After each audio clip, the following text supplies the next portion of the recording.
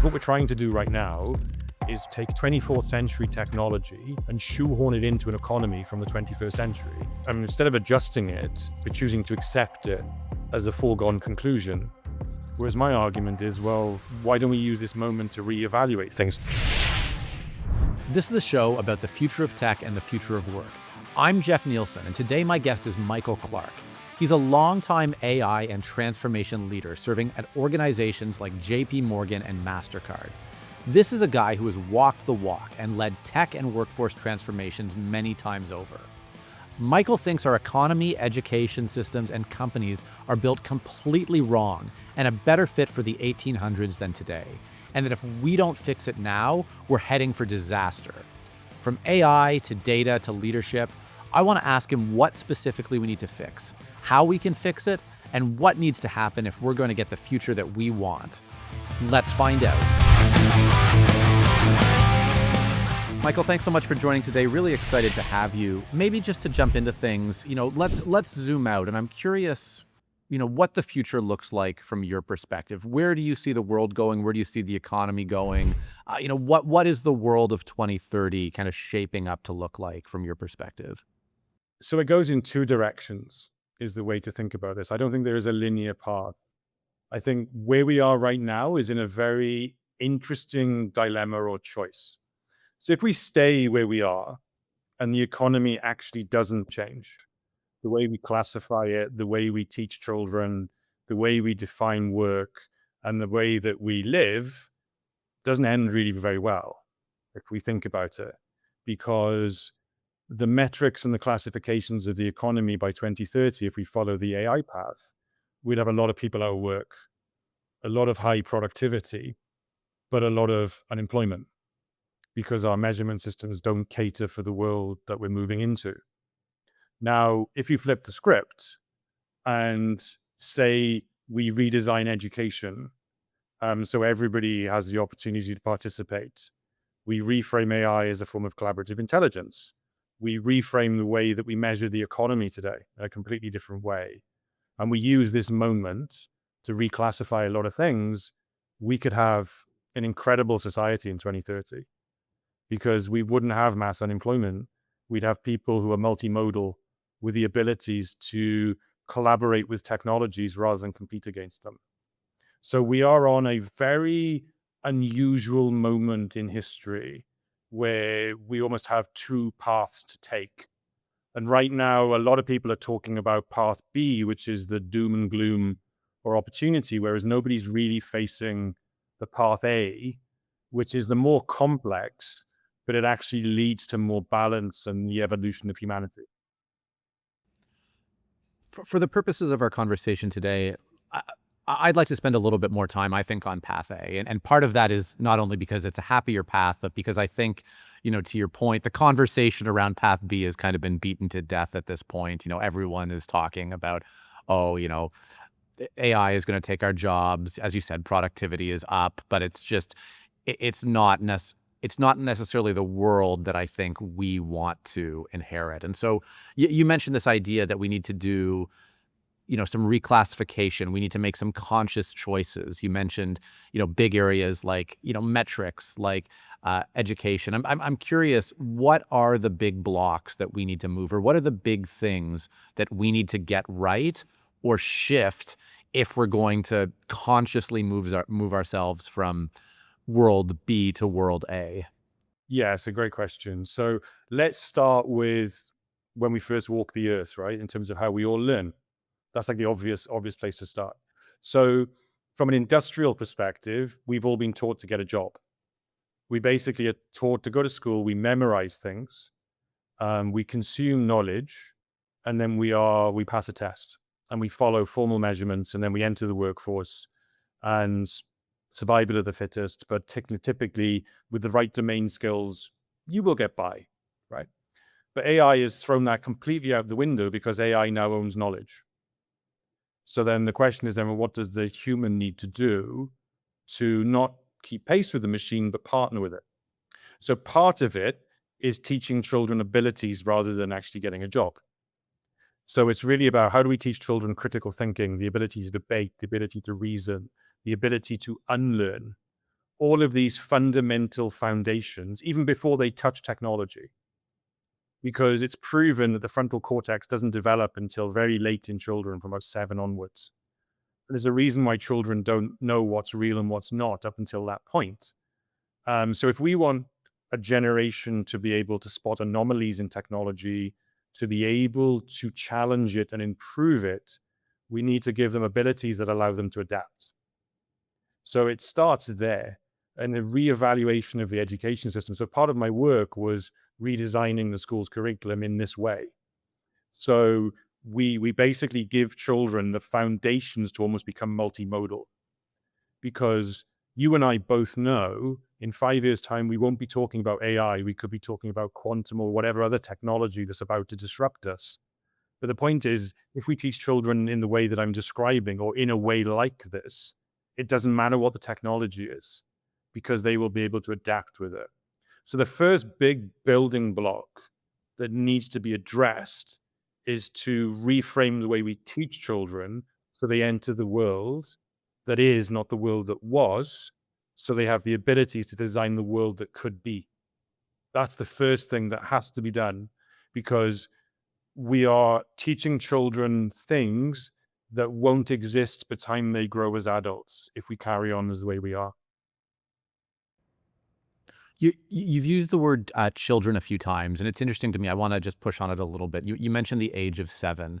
I think, there's a reading of this where you say, oh, by the time, you know, by the time in the education system people get to university or college, oh, get an arts degree, learn critical thinking and reasoning, take a philosophy course. It sounds like you're talking about something fundamentally different. You're talking about actually embedding this from, a young age, from, primary school. Is that right? Like Yeah. what is the age range we're talking about, and how would this sort of be taught out, over the education years? Another great question, right? So you do this in two ways. Well, imagine like a matrix. So it's across life stages, obviously, because you don't teach children abilities at a young age that you would as the brain develops. So you have to align this to how the brain develops in line with the child's age. So, for example, you wouldn't teach like a 2, 3-year-old critical thinking, right? But you would allow them to have play and creativity and various other bits and pieces, and they start to build early life experience, which are fundamentally foundational. Now, how do you teach this? In two different ways. So one is, obviously there are going to be new school subjects that don't exist today that children will need.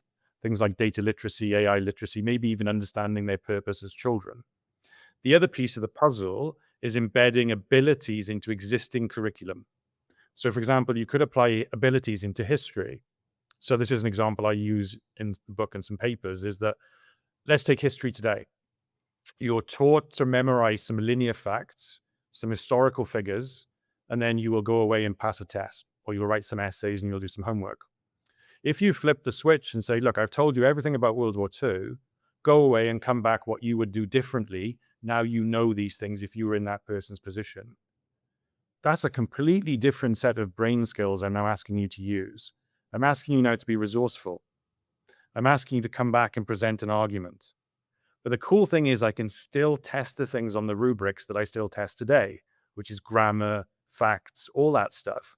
But I'm now testing another set of ability, which means these are things, by the way, that children don't have today, because either technology is ingrained or removed those skills, or they just don't have them. So the part of the puzzle with the AI journey is teaching people abilities they've either forgotten through time, they don't have, or they have, and they just need to keep strengthening them. So we all, I would argue, don't have really good data literacy skills. But some of us are really good at critical thinking, for example.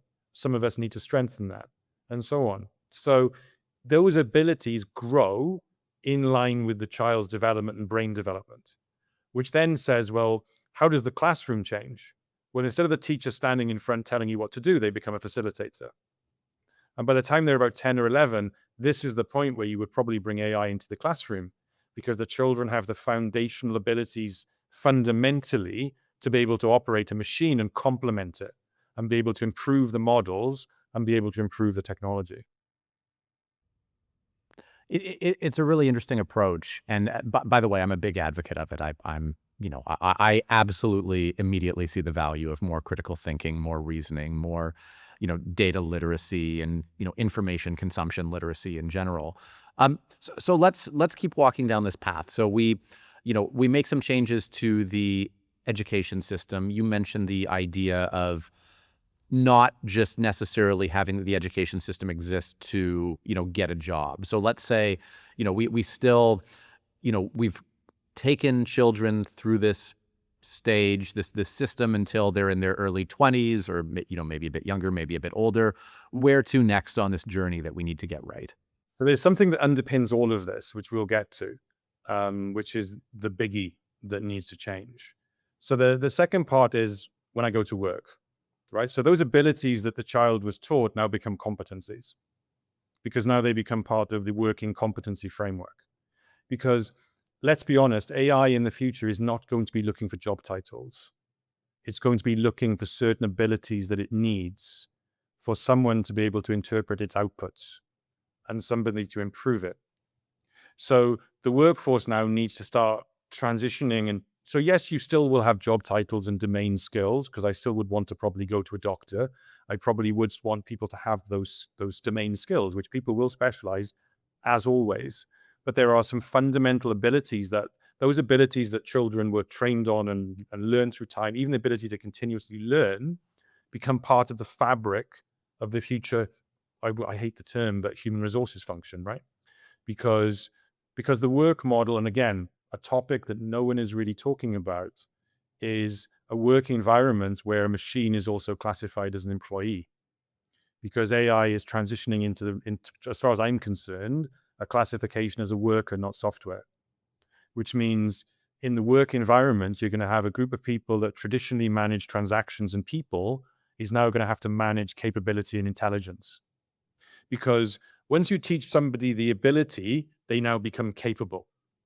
So really the workforce now is becoming capability driven and continually teaching people the ability so they can move around the organization and become more fluid.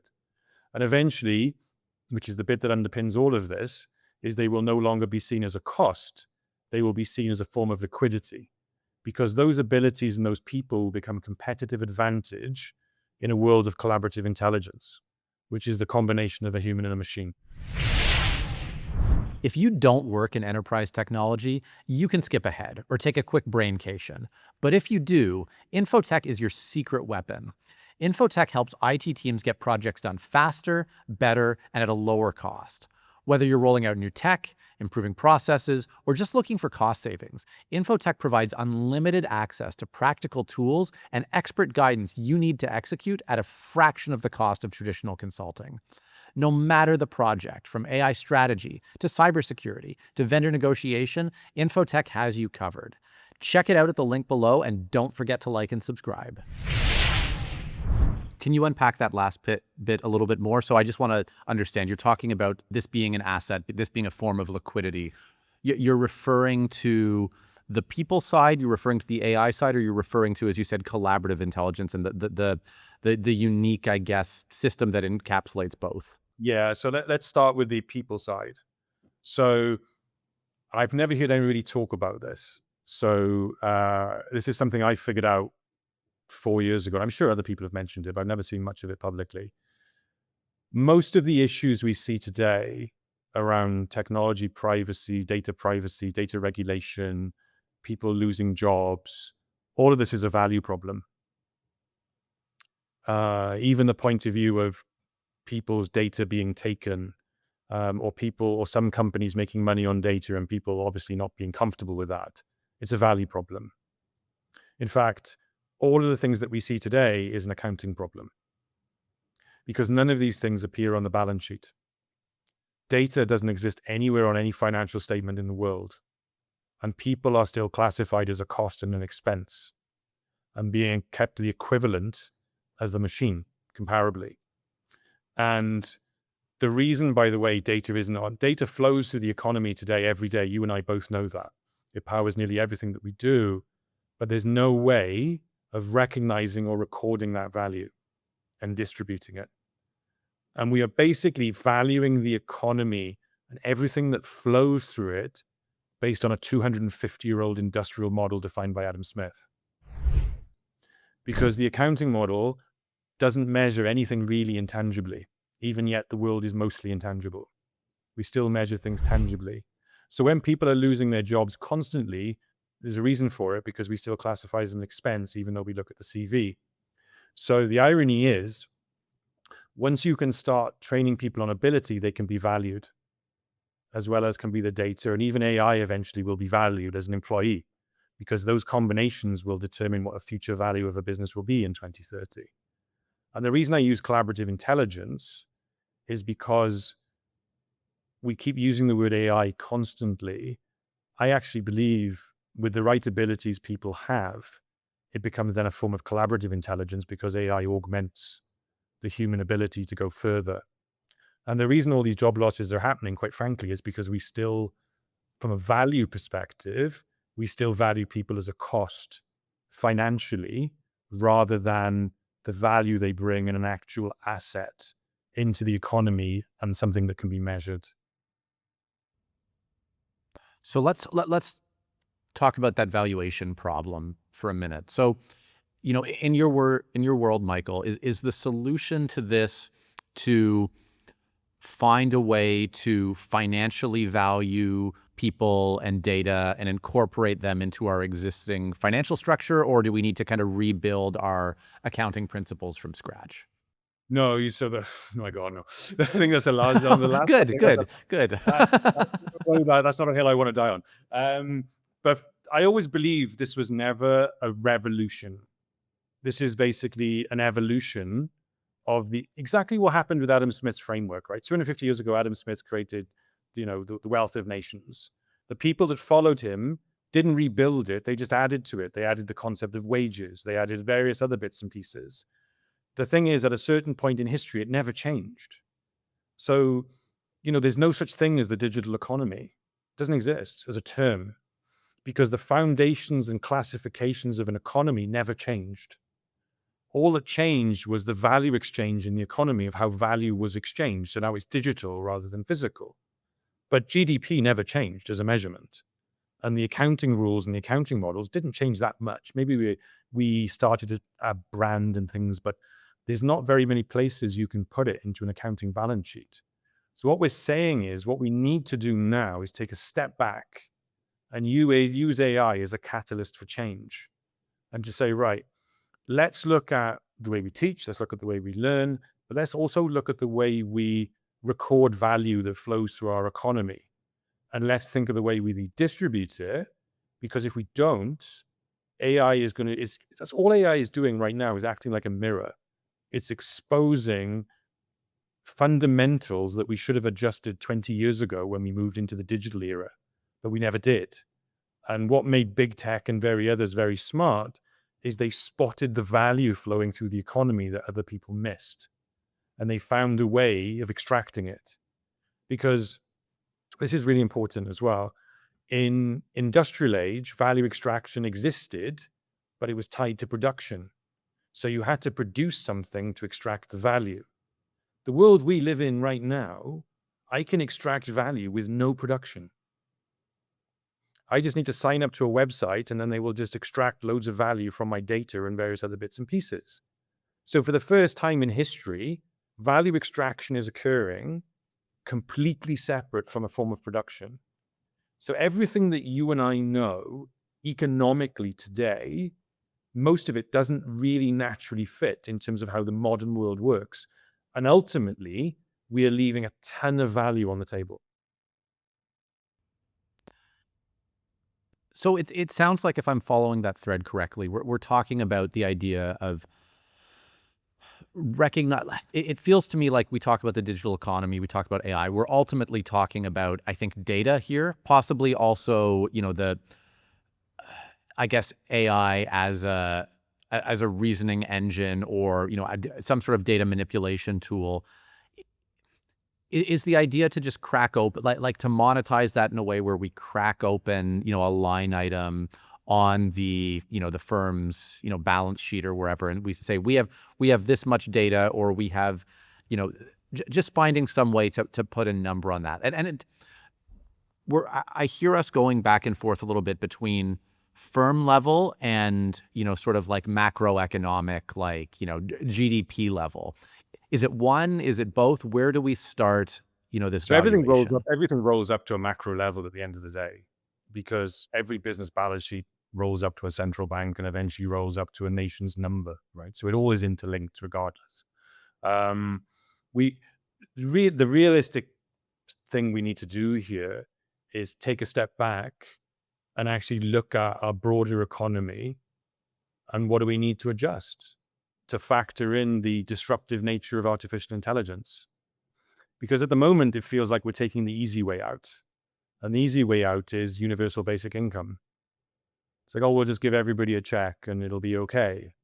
And the reality is, we've got the greatest minds have created the greatest technology, but yet we don't have the intelligence to address our economy and to make the changes required so we all flourish rather than flounder. Because what we're trying to do right now is almost take 24th century technology and shoehorn it into an economy from the 21st century. And instead of adjusting it, we're choosing to accept it as a foregone conclusion. Whereas my argument is, well, why don't we use this moment to reevaluate things? So to your point, let's just take data. Data can actually be valued. I've come up with ways to value it, and so have many others. So now that becomes an asset class on the balance sheet. I can value people's abilities, their training courses, all the things that they've done and all the things that they bring. They shift from the expense column to the asset column. So now as a business, I actually know where the value is coming from in my business. Because let's take the example. If you left your job tomorrow, okay, maybe you're a bad example because people know what you do day to day. But most people who leave a job, all the management understand is the cost that they bear. They don't know the relationships they bring to the customer. They don't know the other things that they do or the abilities that they've built up over time that are possibly competitive advantage for that business. So this is invisible value that just walks out the door that could take 5 years to come back. And AI is exposing all of this because we're falling into the trap of looking at this as a cost and efficiency play to reduce workforce because AI makes things quicker, but as a consequence of the things that AI needs to improve, which is effectively the abilities that people bring. So this is a broader, let's take a step back, let's look at the bigger picture, and let's actually rethink the economic measurements and the things that we value most, because I think that is not in anybody's conversation right now.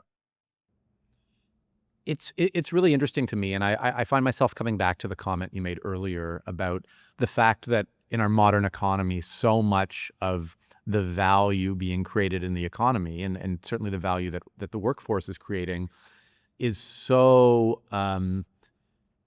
indirectly tied to any sort of obvious production, right? Like when we're talking about the knowledge work economy as a bucket, it's not people, building Model Ts. It's not an assembly line, and we've just, I think a lot of leaders, if you press them, would admit they would have a hell of a time actually mapping that value or understanding that value. It's so nebulous right now. Like, oh, what do all these people do? And to your point, yeah, well, we don't have a good answer, but we do have a better answer for the cost, right? That's what we know. We don't exactly know what these people do, but we know how much they cost. So with that sort of problem in that framing, how do you envision you get to the other side of the ledger in a way that I guess feels, intellectually honest and defensible? Because we're starting from a place where we don't necessarily understand the value. Now, I think it's pretty obvious that there is value there, but how do you start to build toward a world where, I guess, before you even get to a number, you understand the value being created? Yeah, it's such a big question, right? I've been working with the International Valuation Standards Board personally, to start, because at the end of the day, without a value, you can't derive a price. Physically impossible. So where do you start? Well, you start with the people who actually define value for the industry. Um, and you basically, and then you have to define policy, then you have to define principles and etc. But I actually don't even like the word policy anymore because the world's moving too quickly. We almost want frameworks, right, that can adapt. Like the way you can start is you like with like anything, you start micro, you have to. Can you start valuing bits and pieces of what people do, like the abilities they bring? Like at the end of the day, everybody gives in their resume. Like what are the abilities that they're bringing and how do they fit into the competency model? And how can you start to value some of those? Um, but the truth is, look, I can do all of this in isolation. None of this happens unless the right parties come to the table in the party. Like you've got to start engaging with the accounting boards at the higher level to see how we can start adjusting the balance sheet. Because at the end of the day, all roads lead you there. Our whole world, whether we like it or not, is run on a balance sheet. Um, like all the layoffs we see with AI, yeah, you'll make some savings, but in 12 months' time, you'll be paying more tax because I don't think people understand the second and third order effects of some of these decisions. So I lay off 5,000 people because of AI. Those 5,000 people pay tax. National debt is really high in some countries. Interest rates are so high on the debt that they have to borrow more money as a government to pay back the interest. I now have 5,000 less people paying tax who are out of work. So now I may have to increase forms of tax on those businesses to cover the cost. So whatever you save now, in a year's time, you're now paying back because of the circular nature of how all of this is connected. So everything has to start with the state, if you want to talk accounting terms, and you have to agree some fundamentals and also some proof points. Because you don't do this big bang. We're talking something, this is huge, right? The conversation you and I are having, we're effectively saying we need to reclassify pillars of an economy that are decades and decades old. And you don't do that with a light switch. You pick it piece by piece. But at the very outset, you've got to have agreement as a collective, whether that's an AI consortium, whether that's a group of leaders from all elements, not just technology, that fundamentally take this on and test it in areas because it's the only way. So is that step one? I wanted to ask you where we start with this initiative. Is step one actually deliberately putting together a body or a consortium that can start recommending standards? I think it's more than that. So I wrote about this recently. It's almost like this. Look, what's happening right now is if you look at government. Now I can't speak for the rest of the world, but I'll pick on the UK and the US. There are various departments that focus on different elements of a citizen's life, which is normal, right? They're all looking at different elements, and also other people looking at foreign policy. So everybody has their own agenda and their own lens. And AI seems to be bumbling on in the background as everybody else is trying to sort out running a country. Uh, so they clearly can't give 100% of their attention to the issues of AI today and what needs to change. So it's almost like there needs to be another independent, more adaptable body whose sole existence every day is to look at AI. But look at AI not through regulation, but look at it through markets, look at it through technology, look at it through the economy, and then push it out. But it's a consortium of everybody that needs to be involved as a coordination layer almost, because we don't have this today. We're either trying to regulate it or we're just discussing it. We've got no one looking at the first order, second order, third order effects and the macro picture, but then also then being able to go deep in other areas and work with other government entities to implement and oversee these things. I want to come back to the distribution problem of AI, using the economic lens that you mentioned, and where that comes into play. And, I think people talk colloquially about, there's basically five big AI companies. And even that I think is generous because I think there's probably two or three that make up, kind of the lion's share of the conversation and the value. And to me, this has really profound implications when we talk about value flow and we talk about capital, whether it's the fact that they're all American and any of the, digital or data sovereignty issues around that, when it's just concentration of wealth in these companies. And to me, if we go down this model, Michael, of valuing these things, I expect that if we change nothing else about the distribution, we're going to have a holy shit moment where we realize how kind of, how tied or enslaved we are to the companies actually creating these tools. So I'm curious from the distribution angle what you see and if you see a need for change there as we kind of move on to track A. Yeah, 100% it has to change, for the reasons you've described. Look, there are ways of data value to flow freely. It's called licensing. And it's called digital licensing and tokenization of data. We have all the tech in the world to do this today. I could literally create a smart contract. Because the other thing that people don't really understand, and this has come up so often in the last 20, 30 years, this whole conversation of data ownership. And the reality is no one owns data whatsoever. You can't. You can only own the insight that you generate from it. Because it takes two people, sometimes three people, sometimes four people to generate a piece of data. So, for example, I'll give you a real world example. Um, Take your banking transactions as an example. Well, I can't generate those transactions without a credit or a debit card from a bank. And the bank can't get those transactions that I generate unless I use the card. So, in that example, neither of us own the data because the data can't exist without either of us. But what I do have the right to do is have the access to those transactions to then generate my own insight from them. And I might choose that insight for myself, or I might license it for other people to use and I might make some money from it. And then maybe I have an agreement with the bank that I give them a percentage when I sell it. So, and a license then allows that freedom of movement and the rights around some of that content. This is the bit that we're missing in all of this. The whole fear story about AI taking over humanity, and the reality is the real engine of all of this is the data itself, but we don't treat it as a national asset.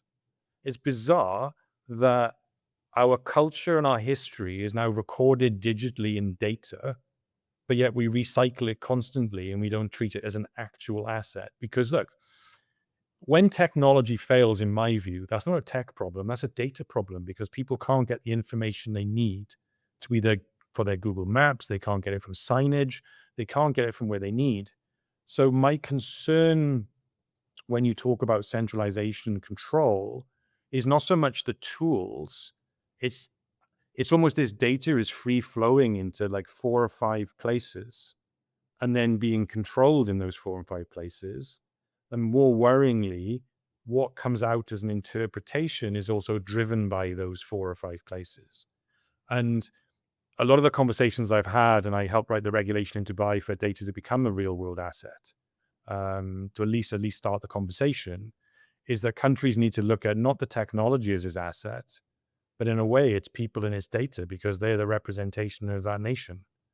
And if you start looking at it that way, there's also a big change here, right? Ask yourself a question. Your utility provider is classed as national infrastructure because it's deemed to be critical to the running of a nation. So the water company, the electricity company, they can't leave when they want. So the question is, when does AI software, cloud computing become critical service infrastructure? Because now it's critical to an economy, which means then it comes into a whole other set of regulations. So the bigger danger in your comment is we're still treating these companies as software providers, not as providers of national infrastructure, which is very, very different.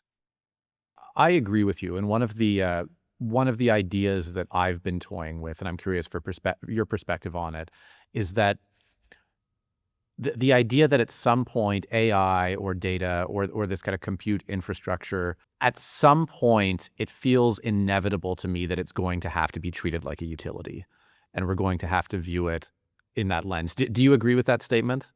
1,000,000%. I can't believe it hasn't happened already. Like, um, cloud computing, I don't want to sound controversial, but it feels like unregulated banking at times because there's no regulation in terms of what goes in. Like, if I lost £1,000 in my bank, they have to give it back to me. That's kind of the regulation, and they've also governed around what they do with it. But there's nothing bound in any of that data that goes in. If they lose it, I'm sorry. And I can't control what they can do with my metadata. So, but to your point, they're serving nearly 90% of businesses in our economies. It like That's more prevalent than some water companies. So it almost by default is a utility, but we refuse to classify it for whatever reason, because I think we still, governments, bless them, I don't think still understand it in the way that you and I are discussing. And I still think they believe they're just a software company that just provides software, but they're not, because, okay, you could get away with it with cloud computing and SaaS solutions. When you've got a piece of technology which is disrupting every single industry, more so than the internet, and in some cases is looking and smelling like a worker, that changes the conversation radically. There's a whole, suite of implications there from, regulation to taxation, that I'm sure we could get into, and you've probably given some thought to. But maybe where I'd like to go next is if you look inside almost any organization, in my experience, and you look at the way they treat data, it becomes immediately obvious that they haven't, that they're not really doing any sort of internal valuation, right? If you look at the way they treat, IT, or whatever you want to call the custodians, or governors or managers of any of the data, their ability to understand where value lives within data to generate insight. The entire system is, to use your word, unregulated, and just really not set up for any sort of value extraction, or as though value actually lives there. I have to believe that there are organizations that are doing that better and have sort of figured it out, even if we haven't created these superstructures. So I'm curious, Michael, in a world where we don't have these, governing bodies and this proper valuation yet, if you're one of the enlightened few who's listening to this and say, yes, damn it, like I, I have this data, I know it's valuable. What can companies, organizations, governments be doing right now to better, treat data as an asset? So this is like, now you're going down a really big rabbit hole, but it's a good one to go down. Um, so let's just start with the chief data officer, or as I like to call them, the chief governance officer. Because really all they do is protect data, right? They don't do anything with it. They don't innovate with it. It's just treated as a risk. Um, a lot of boards actually don't even have data people on their board. They don't even recognize it as an asset. So for me, the first thing any business can do, if you have somebody leading data, they need to be on your board, because that data is your differentiator. It's your competitive edge over everybody else, because it's the information your customer gives you every day. Like, without that information, you haven't got a business. So it's make or break who you become today and tomorrow. It's why your competitors fight for it every single day to get a piece of it, because they want the data that your customers give them, right? Vice versa. So that's the first thing. The second thing is, look, the way you value data, and this has taken years and advising companies on how to do this and working with valuation boards and things. Data's a bit weird because it's not like any other asset. It's a bit like Ethereum and Bitcoin combined, because it's a store of value and it's also a utility. They can be both. So first of all, data has intrinsic value, which is the value internally to the business. If it's you as an individual, it could be personal value. It has extrinsic value, which is demand-based, but it also could be culturally significant. It could be unique. All the qualities, ironically, existed before the industrial age, right? Because we're getting down into the weeds of bartering, traditional value metrics that existed before mass production, because all of these are very relevant to data, as well as whether it's portable, whether it's interoperable, whether it has high quality. So all of these things can be measured in a business today. But you wouldn't just go in your server and just try and rip everything out and value it, because you'd be there until tomorrow with some companies. No, you just pick slots and you extract your data, you structure it, you value it. There's frameworks that you can use, and you start slowly. But honestly, the first place a business should start, and I've advised hundreds of thousands of companies to do this, is at a board level, you recognize it in the very instance as an asset to this company and as part of the business strategy. It doesn't belong to the technology strategy. Data should never belong to technology. Technology is custodians of it. They just store it and they just manage it on behalf of the business. It has to be part of the business strategy. It has to be part of the board. and then it cascades down from there.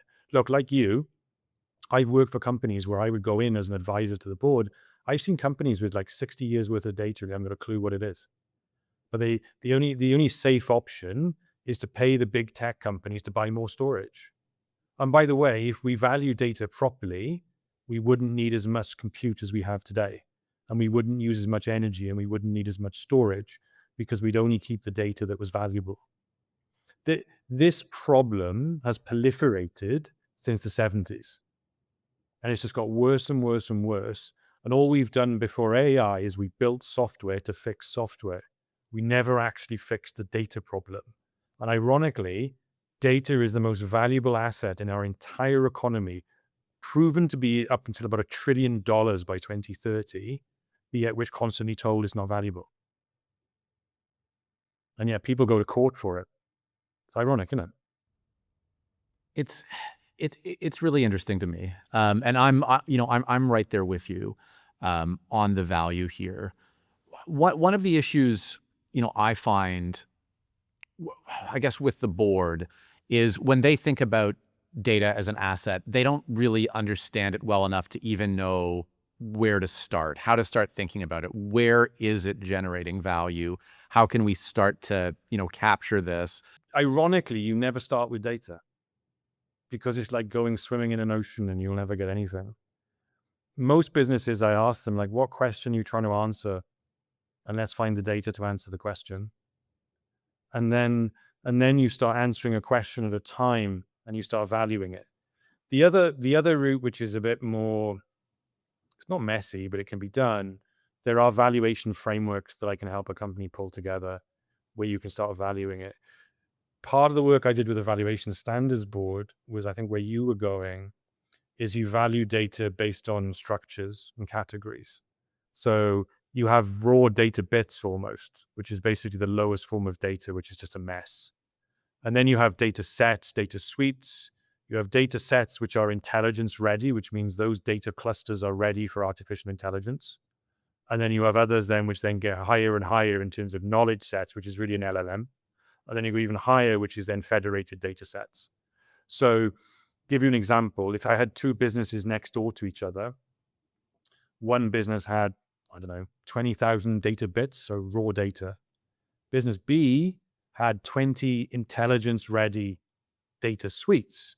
That business is worth way more because it's ready for AI right now. That other business is going to be there forever. They don't even know what's valuable. They haven't got it structured properly. They don't even know. So So that's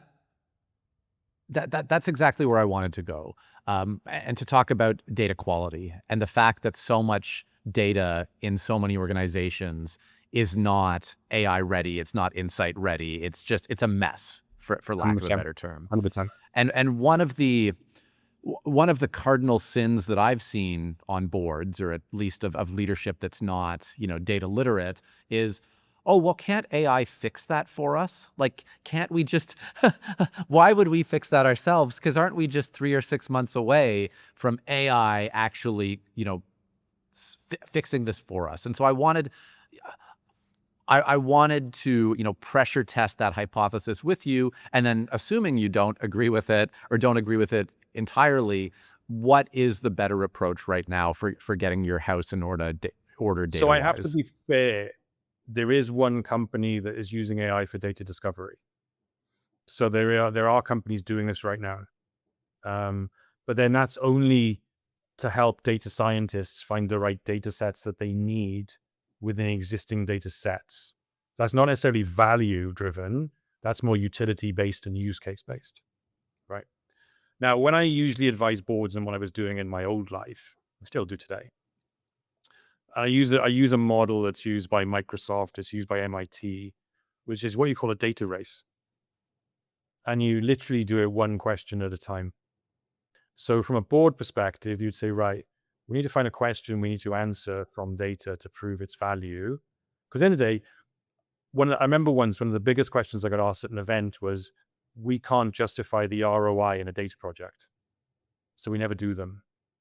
It's hilarious, right? They go home with Google Maps, but yet they can't do an ROI for a data project. So I said, look, the best thing for you to do is build your data muscle one question at a time. So you basically find the question, you define the measurements that you want for the question, and then you start the race. So then you go, okay, so what capability do I need to answer this question, and do I have it? And you might say, well, okay, I need to maybe, partner with someone or whatever. The next important question, probably the most important question before the capability, is what data do I actually have to answer the question? And you might be able to find a segment of it. You might have to get some in to then amalgamate and aggregate to that data set.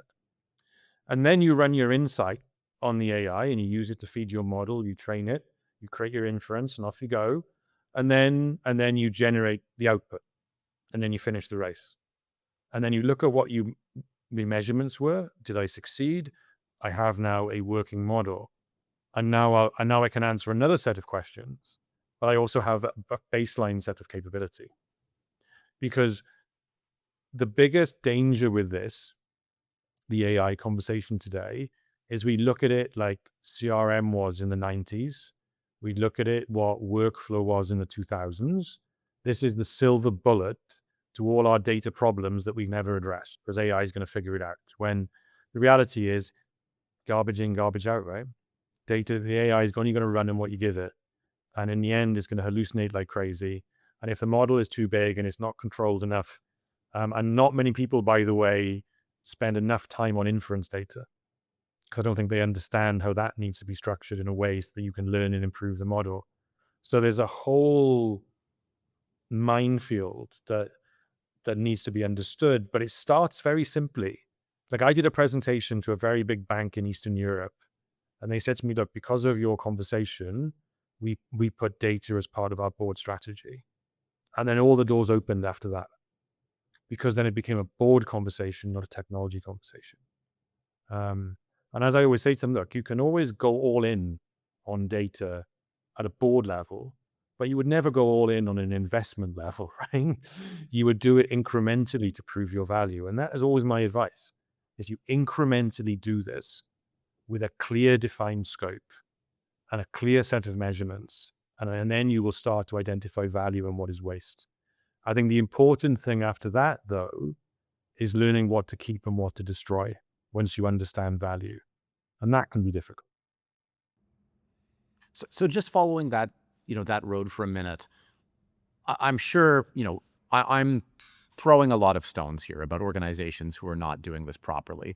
I imagine in your travels, you've come across at least a few organizations who have figured this out and are doing it better, and maybe not across every metric, but in some capability. For the ones that are farther along this journey, where does it land them? What can they start to do with this if they've actually been able to, harness this power, either things that are, I guess, more obvious or less obvious that are capabilities that are emergent from this approach? So I can name one if you like. If you want me to name a company, so the favorite one I use all the time is Schneider Electric. So look, there's three ways you can generate value from data. It hasn't changed for decades. The first way is you obviously use it to reduce cost and improve. So you use the data to guide you of where the parts of the business that are underperforming, and you make those improvements. And there are examples of companies who've saved millions of dollars by following the data to advise them. The second way is using data on top of existing products to give them more stickiness, to give them more insight, analytics, all that stuff, which then starts to generate more revenue. So one side's cost reduction, the other is revenue generation. The third is the most controversial, but Schneider do it very well, which is setting up an entirely new revenue line of data monetization, but anonymizing that data to do so. So it has no customer information in there at all. It's just data that's grouped into themes. So what Schneider do, and they make money in two different ways, which is very clever. And there's a few companies in the US that do this too. They take all the data from the machines and they're able to turn that data into APIs, and they sell it on a data marketplace or like a data exchange. So developers can come in, they can look at data by theme.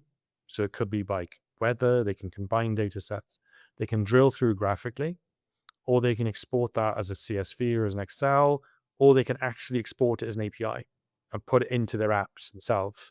So every time that API is called, they make money, Schneider. And the cool bit then is they almost did what Google Play does. Say the developer develops something that Schneider like, they can publish it back to the App Store. So I'm making money now on the data that's being generated from my machines by developers consuming it, and making money by the app that comes onto the store. And I'm also expanding the reach and ecosystem of Schneider Electric. So now I have a completely separate business. Now, if you want to name a company now, what you can do with data, right? That's just a very simple example.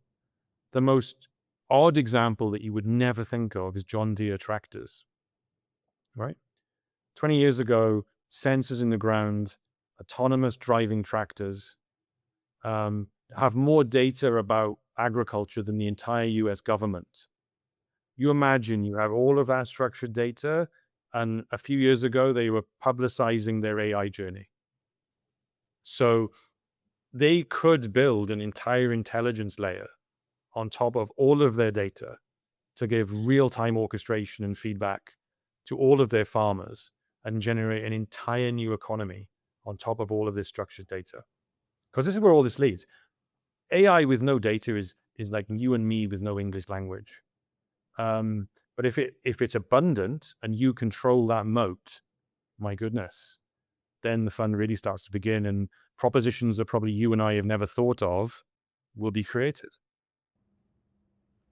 You described that last scenario as controversial, and I understand why, and I agree with you, and I also find it very, compelling. And I mean, the other word that comes to mind, I think, for me and maybe for a lot of leaders, is seductive in some way, because there's, I think, some leaders might worry that it's taking them down an evil path, if I can very deliberately use a provocative word there. And for me, the controversial part of it is the privacy piece.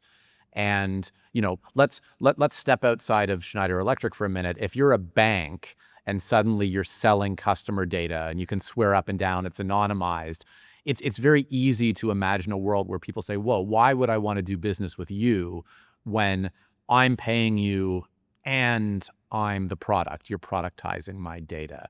Is that this is probably too big a question, but is that surmountable for all businesses, for some businesses? Does it mean this for most businesses is a door that we just shouldn't open?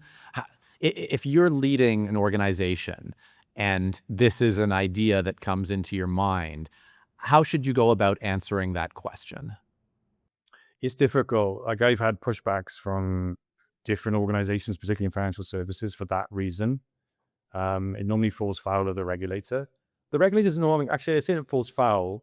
They get nervous, but if you can prove that it can be securitized and it's private, people tend to be okay. But it's also how it's presented. Look, there is also a fundamental gap today in the model I've described, and it's something I had to resolve in the writing as well, which is there's no rating model for data, is there? And there's no certification model for data. There's no watermarking to say that the machine that generated this, the data came from this location, and it's rated to be used under these conditions, and this human impact is in consideration. So, for example, let's just take that data exchange example. Let's just say we had rating. Let's just say I had a data set that was AAA, which means I know where it came from. It was generated in real time by a human in conjunction with software. It's been certified as validated data, but from a human impact, it contains information that could identify someone. So the advice from the rating would be, you can only use this information for internal consumption only. We don't have those guide rails on data today. And again, it's a big black hole, because where you're going is that a lot of these decisions around the options I'm giving is based on the temperature check within the organization and the type of organization and industry that they're in. Some people do this incredibly well because they own the industry, like Schneider own their ecosystem, because they're not selling data from without, they're not bringing data in, they do it within their own space. And they know they control that space. But it's not financial information, so it's a bit different. It's information about equipment, which is kind of rudimentary. Like, once you start getting into spend information and things. Look, BB done a great job of this. And it works really well. But a lot of the banks I've been to are very nervous for obvious reasons. But again, once you start treating data as an asset, can I value it? Can I rate it? Can I certify it? All of a sudden, things start getting a bit more controlled. So, whilst monetization can happen in a controlled way, again, this comes back to everything comes back to those foundational pillars of jobs to be done to actually make this stuff be able to flow freely, securely, and be trusted, because that's the key word, trust. Let's shift gears a little bit back to that system of capabilities and how we do this within an organization. And you've talked a lot about workforce transformation, about leadership skills. And I have to imagine in your work, you probably want to start with some of these fundamental questions about where value lives. But, can you share a little bit more, Michael, about when you think about workforce transformation, when you think about AI adoption, when you think about leadership, what's sort of the framework you use to help guide boards where they should focus or what approach they should take? I don't think it's changed that much. I think the only thing it's not really a framework per se, but there's things fundamentally that leaders, like I always use the line like clarity before consequences. They first of all need clarity around what they're capable of doing and what they have and what they don't have and what they can realistically do. And I would argue, why are you adopting AI? And that seems a really stupid question, but a lot of people do it for FOMO, or they want to do it because they want to appease shareholders, or because every employee under the sun is knocking on the CEO's door to say we should be using AI like our competitors. But ironically, if you speak to a CEO, they will say to you, not all, but some, no one can tell me why. No one can tell me the impact I'm going to make by using AI on my customer, on the business. It's no, you just need to use AI. So my first question to them is always, well, why do you want it? Because don't forget, the answer is not always AI. It can be remove a process. It can be workflow. It can be whatever. It doesn't have to be a machine. That's the first thing. The second thing is incrementally rolling AI out. How are you going to do that? And for the board, I think they underestimate the organizational change that's on the horizon. So there's an educational piece there. And of course, over communicating. Because at the end of the day, people fear change, and the net rhetoric around AI is they're all going to get fired. And the reality is it's down to management and leadership to guide. And let's just put leaders aside a second, because a big conversation with them is understanding second and third order impact of decisions. Because this is a failing in modern day leadership. Decisions are made based on what's in front of them. They don't understand the second and the third and the fourth order impact of their decisions. So there's a framework in terms of how the business needs to evolve and how you incrementally do that. But then there's a framework for how the board then makes its decisions on what AI is changing and what needs to be done and how they need to change as leaders in the first place. Because most leaders today are still treating this like software and underestimating the impact of change. I don't think, not to be disservice to the modern MBA, it doesn't cater for the world we're asking leaders to redesign, right? Because most of them are being taught accounting, not transformational change at the magnitude that you and I are describing. The word that comes to mind for me, and I don't know if you would agree or choose a different one, is the cultural impact and the cultural dimension of it. And w- one of the biggest barriers in my experience is that the expected pace of work being done and of decisions is just getting faster and faster. And the faster that you're expected to make a decision, the less space there is to consider consequences.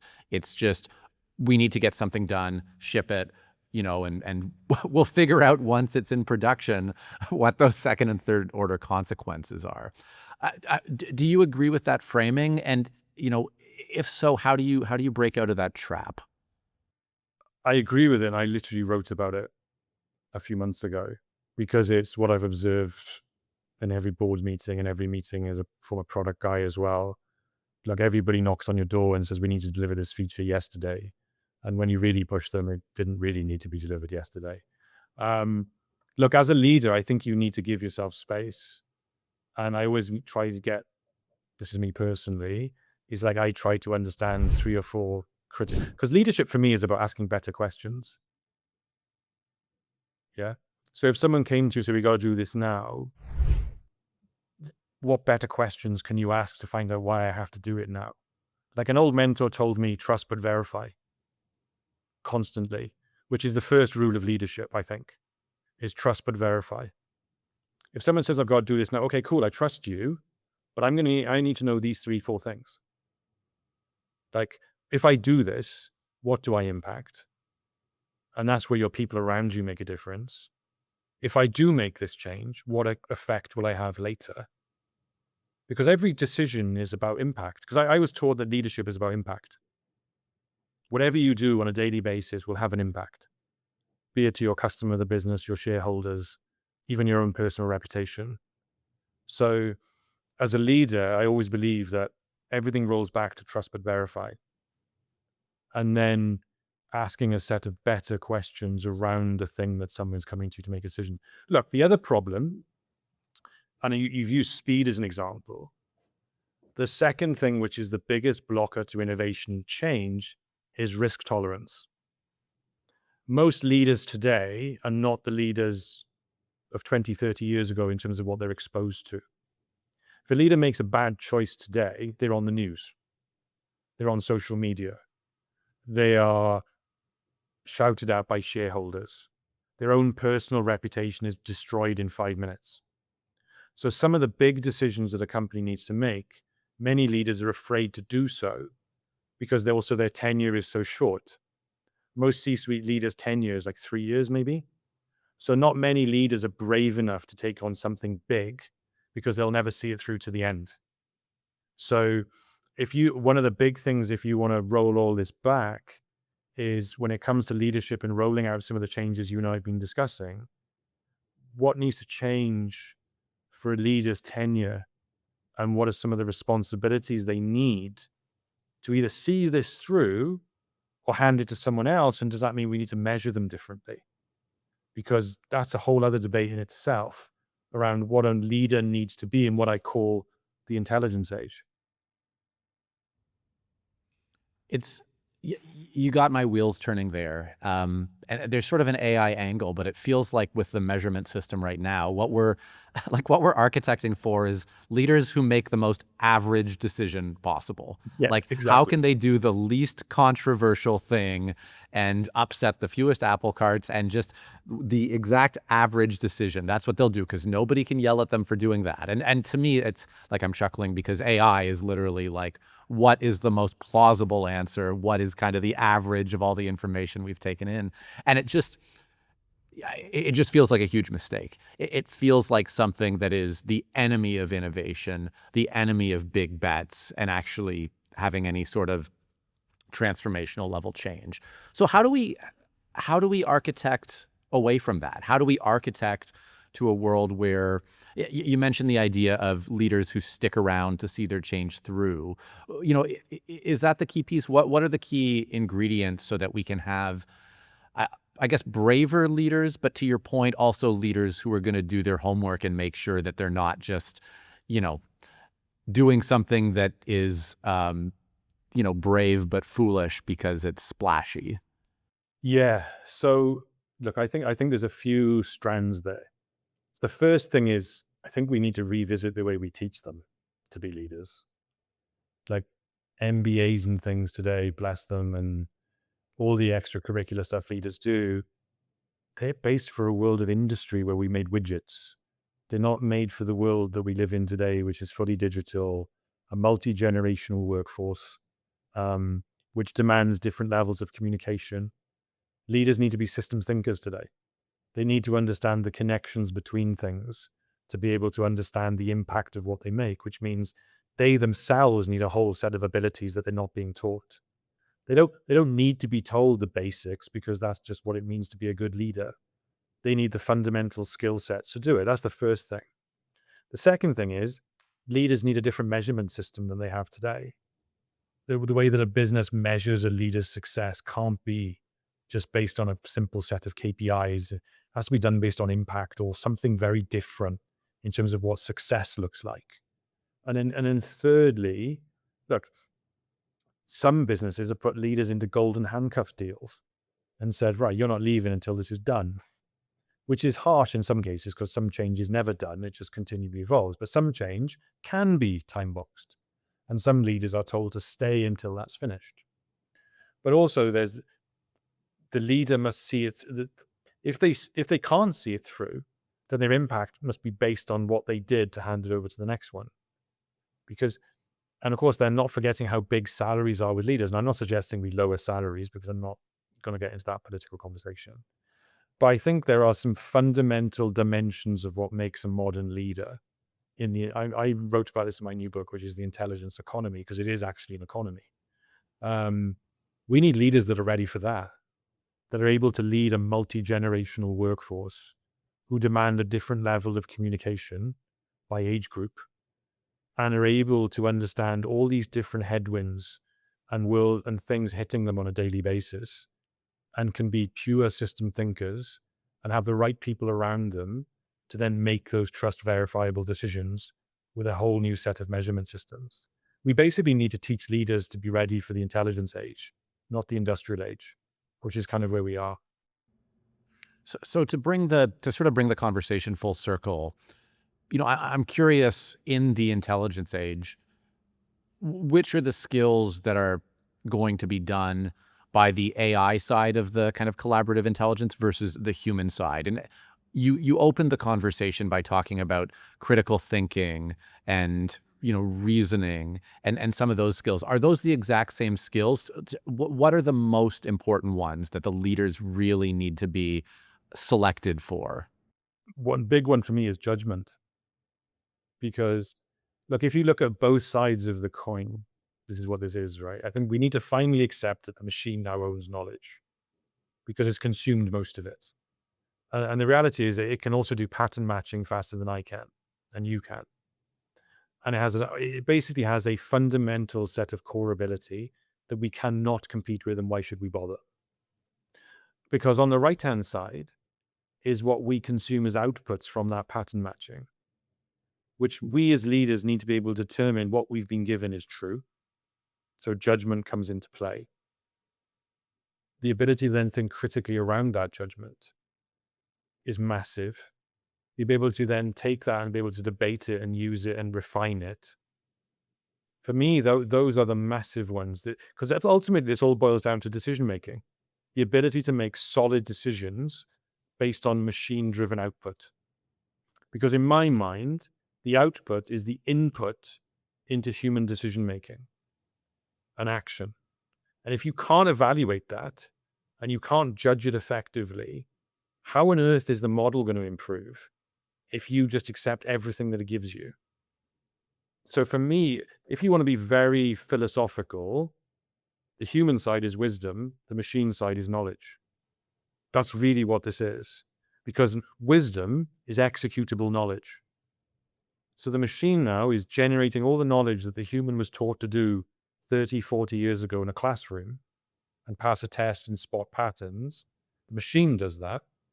Now the human needs to be able to now do what the human was never taught to do and has forgotten through time, is to be able to actually turn knowledge into something that can be actioned and challenge it, use judgment to use it wisely, and also have the ability to then improve it and verify it.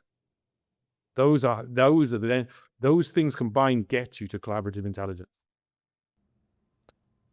I really like that framing. I like the framing of leadership as, better decision making, how we can make better decisions, ask better questions. I like the idea of bringing human wisdom to the knowledge that machines bring us. As we start, Michael, to wrap up the conversation, we've covered a lot of ground here today, from the education system to, rethinking the economy and finding new ways to, actually value data, to what's going on in organizations with their data, with their decision making, with their leaders. For any leaders listening to this, if you were to give them one sort of capstone piece of advice to take away from our conversation, what's kind of the most pressing thing that you'd want them to take away right now? I I think that don't look at AI as a way of reducing your workforce. I think honestly, I am aghast with the amount of daily conversations and reports around people being made redundant, job loss, job loss, job loss. I think we are underestimating the role that people play. And I think your people will be your competitive advantage with AI, not the AI. And I think the advice to leaders will be use this moment to upskill your workforce to be able to use the technology and not use the technology to replace them.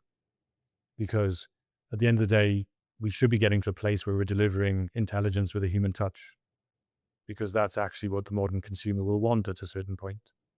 So my cornerstone advice with them, well, and actually there's probably so many things I could say to them. I think the most obvious one, other than just don't get rid of people completely, is understand why you're using artificial intelligence and these technologies in the first place. Don't just use it because someone told you to. Go into everything you do with clarity, because if you don't, there will be consequences as always, because every bad decision leads to a consequence, not now, but maybe 2, 3 years down the line. So I think it's always go through these things with clarity. Don't implement AI without understanding why and the impact that you would make. Don't go all in, do things incrementally. Clearly make the decision, but go in incrementally. And please don't underestimate the value of your workforce, and use this moment to actually evolve your working environment. So people can actually apply the things that they learn as well, which is also a big failing for leaders today. But yeah, I think there's like some very high principles that leaders need to think about with all of this. And it's not easy for them, because, you and I appreciate this, that AI is just one big smelly pillar that they have to deal with on a daily basis, along with the regulator and many other things that are driving their balance sheet. But this is a big one that would either make them successful or erode it over time. I really appreciate that insight. Thank you, Michael, for joining the show here today, for all the insight that you've shared. And I really appreciate it. I think there's a lot there for leaders to learn from and to consume and help them make better decisions and ask better questions. It's a pleasure. Most viewers don't know this, but Digital Disruption is developed by Infotech Research Group, a leading advisor to technology leaders around the world. If that's not you, you don't need to care. So skip ahead and enjoy our content. But if you are a technology leader, Infotech helps IT teams get projects done faster, better, and at a lower cost. Infotech provides unlimited access to practical tools and expert guidance you need to execute at a fraction of the cost of traditional consulting. No matter the project, from AI strategy to cybersecurity to vendor negotiation, Infotech has you covered. Check it out at the link below, and don't forget to like and subscribe.